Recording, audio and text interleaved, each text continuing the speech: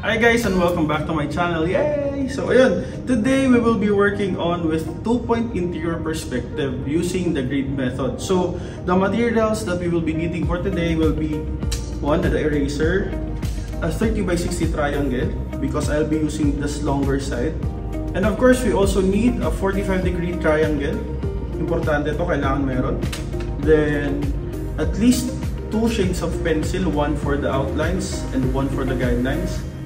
So kailangan din meron tayong tech pens, no? Preferably one for outlining and one for the details. And then also you will be needing your eraser.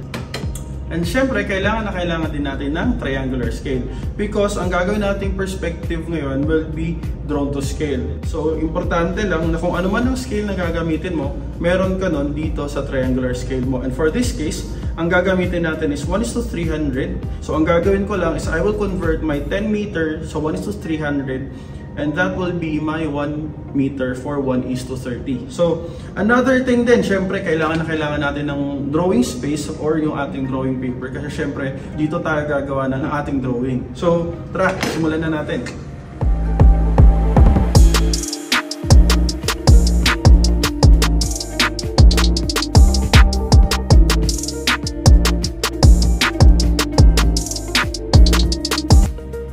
So ngayon, ang ginagamit kong paper is tracing paper wherein mas magiging madali mag-conceptualize dito kasi madaling burahin din, and I am trying to create lesser smudges kasi ang gagawin ko mamaya is I will be putting labels para mas madali nyo siyang maintindihan, and at the same time I will be erasing them para din hindi siya makagulo dun sa kabuuan ng ating drawing.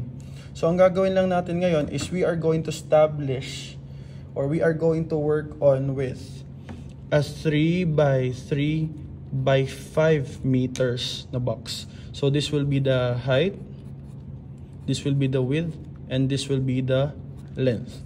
So ngayon ang gagawin natin is we were going to use the standard grid method sa paggagawa ng ating interior 2-point interior perspective. And for that, we are going to start by making or establishing our ground line. So gawa ka lang to make or to create your ground line, you are just going to draw a horizontal line. Okay? Horizontal line, and then with that, gagawa ka naman sa center, around sa center ng working space mo, gawa ka lang din ng isang vertical line. So, the ground line,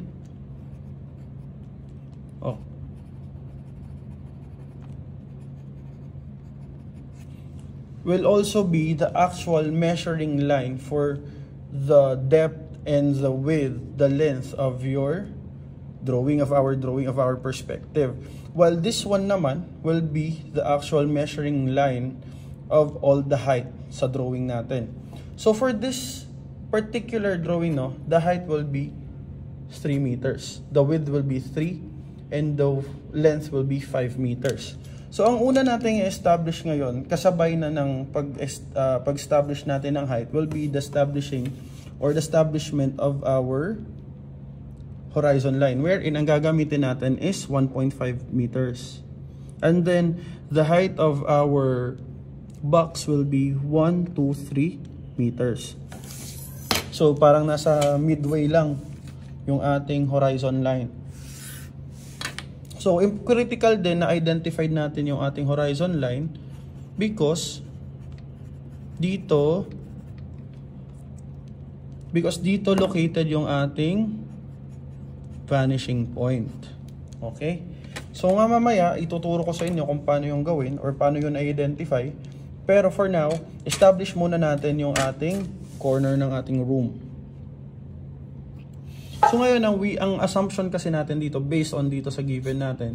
So we are going to have this one, this will be the line, this will be the corner kung saan ito yung magiging true measuring line natin, and it's as if we are viewing this part of the box papunta doon.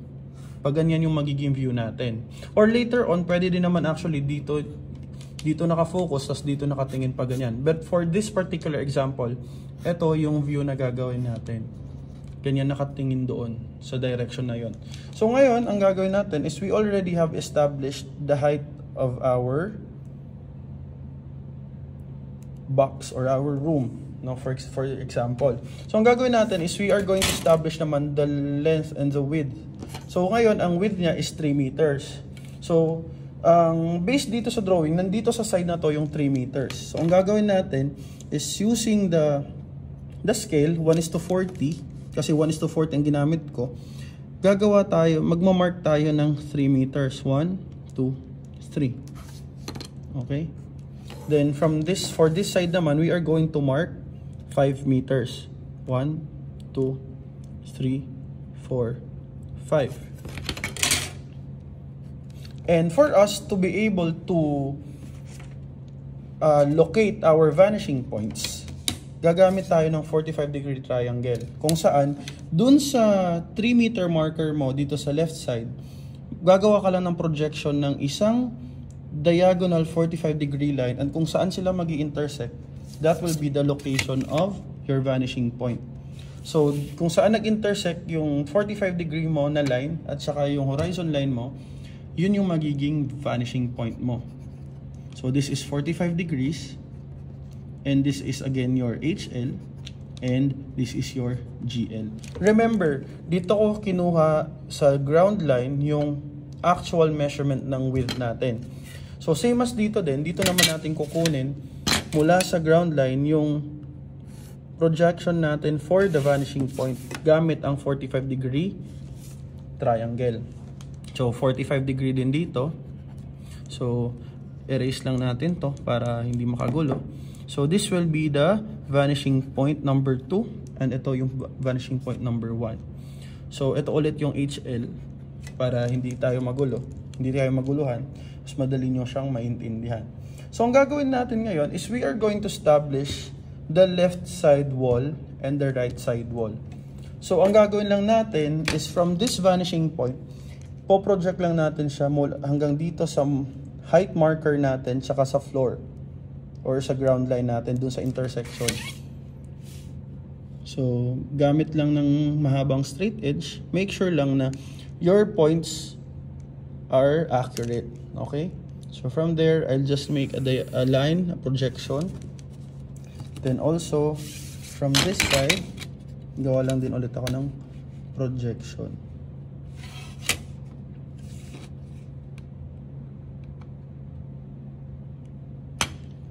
Dito. Okay?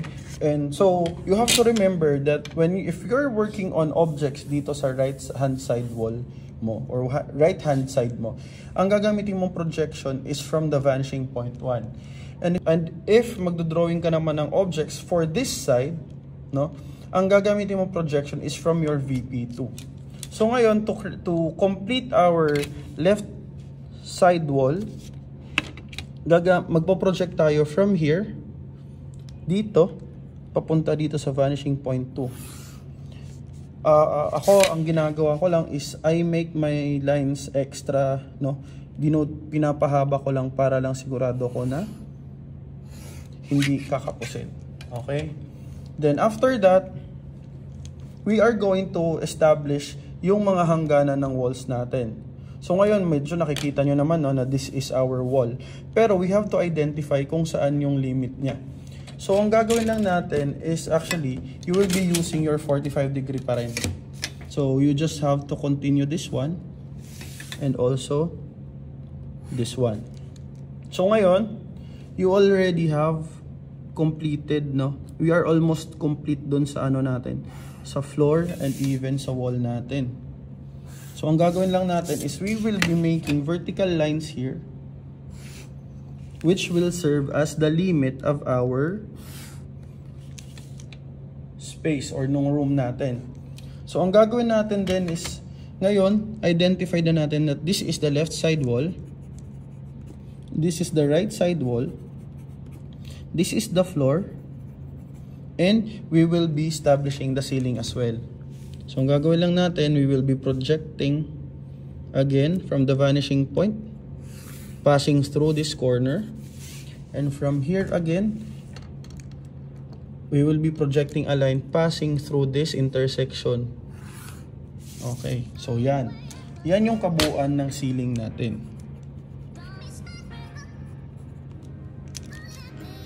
So, ang gagawin natin ngayon is we will just highlight this with a pen para mas ma-define natin yung limits ng ating spaces. So, at least we were able now to identify our floor, the left side wall, the right side wall, and the ceiling.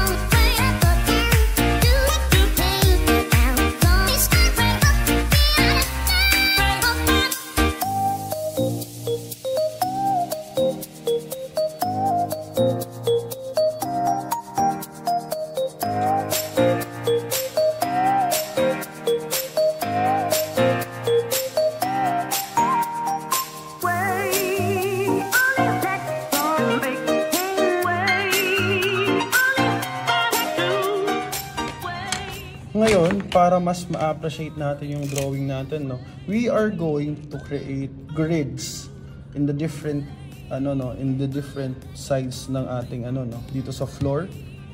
So ngayon ang gagawin natin is we are going to create grids dito sa floor, sa left side wall, sa right side wall, tsaka dito sa ceiling. So I hope you can already imagine, no, na you are standing at this side and you are looking towards that part of the space or dyan sa part ng room natin.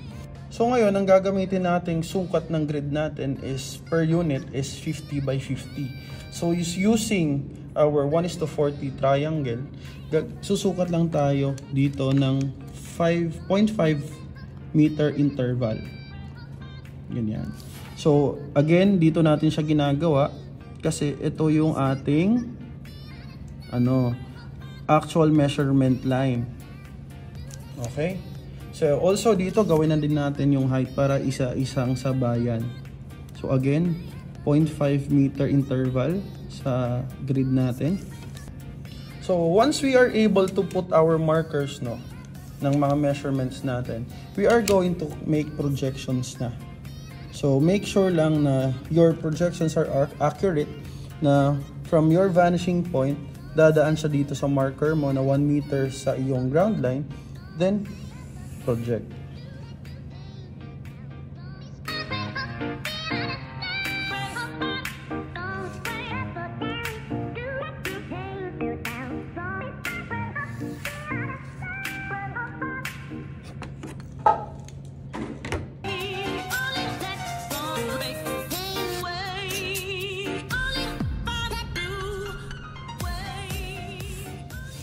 Yan. So kung nakikita nyo, habang papalapit sa'yo sa viewing point mo yung grid, mas papalaki siya. So most likely, tama yung ginagawa nating projections. So we will double check it by completing our drawing first.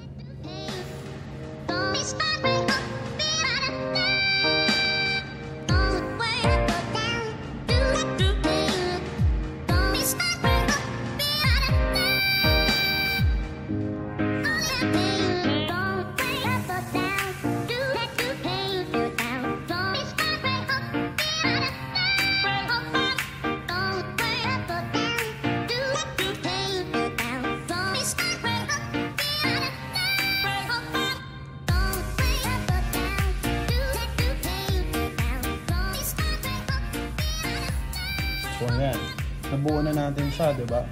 So ngayon, if we will highlight this later, makikita natin yan, no? Na from here, mas dense yung grid natin compared dito sa outer grid. Kasi mas malapit sa atin, mas malaki na yung object, mas malalaki na din yung spacing. So ang gagawin lang natin is isusunod na natin itong ating left side ng wall natin. So ang gagawin natin is we are going to use again the VP2, and from this point we are going to project lines that will pass through dun sa 0.5 marker natin sa ating actual measuring line. So para hindi maging magulo, hindi ko na gagawin yung dito, hindi ko na idediretso. Pero ako, I am making it sure naman na dadaan talaga yung lines ko dito sa aking markers. Yan. Again, from the vanishing point to here. Yan. Kasi nga, di ba, when we are going to create objects or drawings for this side, ang gagawin nating projection is galing sa vanishing point 2.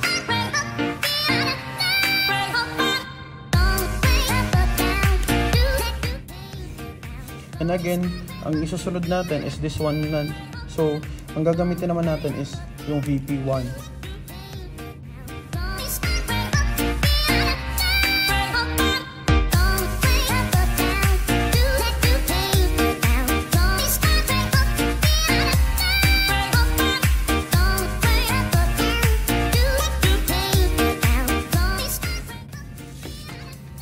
So, ayun, establish na natin yung horizontal lines natin for the grid. So, anong gagawin natin for our vertical lines? Ang gagamitin natin is we don't need to project it from this side, from this measuring line anymore, yung nasa ground line natin. Ang gagamitin lang natin is itong mga intersections ng ating lines. This one. So, para mas mabilis, gamit ka ng T-square and you just put your 90-degree triangle on top of your T-square, then glide lang.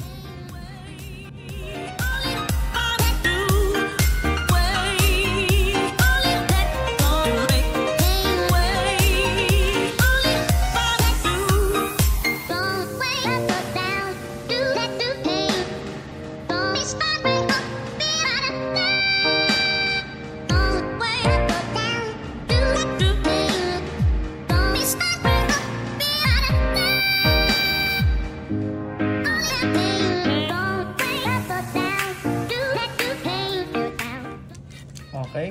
So now, natapos na natin, no? Parang gumagawa tayo ng bathroom tiles. So, ito yung left side created using this VP, and this is the right side created using this VP1, and then we just projected yung lines vertically from the intersection of our lines in the floor. So, ganito din ang gagawin natin for our ceiling. Dun sa mga intersections dito, yun naman yung mga ipoproject natin towards our vanishing.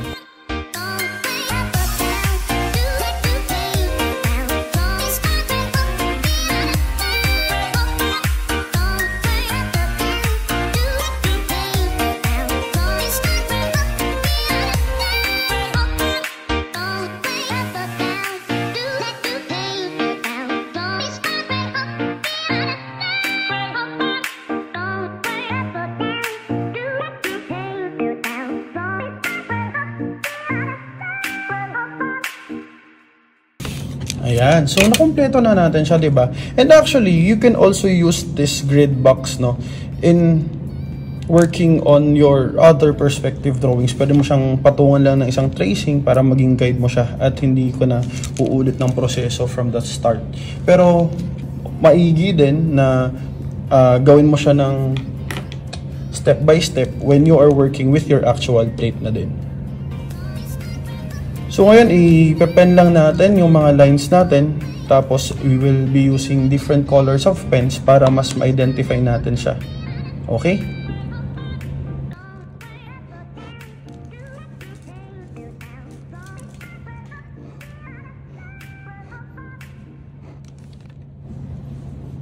If ma-observe nyo akong mag-draft, no, I always try my best na yung movement ng aking instruments or ng paggagawa ko ng lines is from left to right.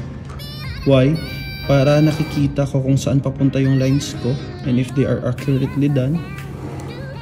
Tapos, wala akong mas-smudge or mabablat na mga marks. So ngayon, I'm just using a regular colored pen. So kung makikita nyo, the quality is not that, maganda. Pero, ang importante lang is mapakita ko sa inyo yung effect ng perspective, interior perspective grid natin.